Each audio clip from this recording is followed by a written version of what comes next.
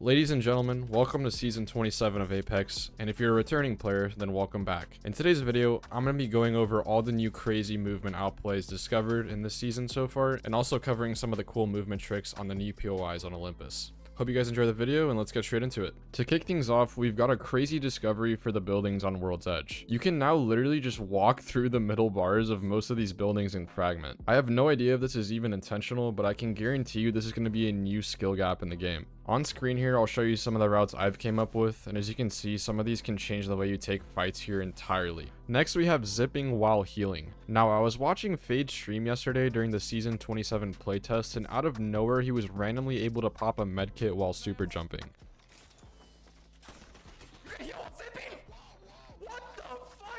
He tested this further a few games later and started to use this new mechanic during his fights. And as you can see, I mean, this just looks absolutely ridiculous. I was laughing so hard just watching this. Unfortunately though, this mechanic has been removed with the official launch, but I wanted to just mention it in the video. Next, I'm going to briefly talk about the new movement tech mantle boosting and comparing it with super gliding. Unlike normal super glides, you can chain mantle boosts infinitely without any cooldown. The main downside to them though is that you can't redirect or tap strafe out of them, so you're limiting yourself in that regard.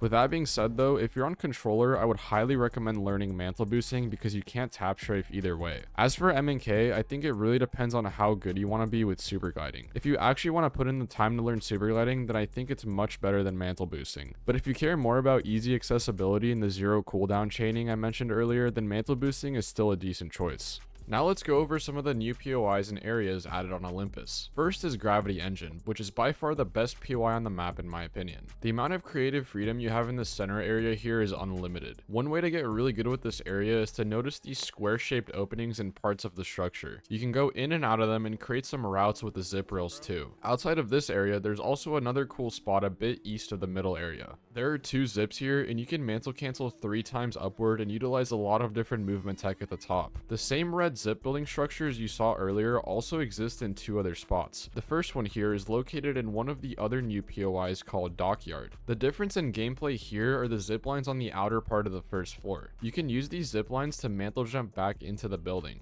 Here's also a cool little rat spot I found while being here. This second location here replaces the previous void area. One cool thing about this area here is that there's a pretty difficult wall bounce worth learning. In between the gaps of each of these buildings, you can hit a tap strafe into a wall bounce to get to the other side. Here's also the controller version if you're wondering what that looks like. With that being said, I wanted to get this video out as fast as possible for you guys, but I'll keep you updated on any notable finds in the future. Anyways, thanks for watching and I hope you learned something new.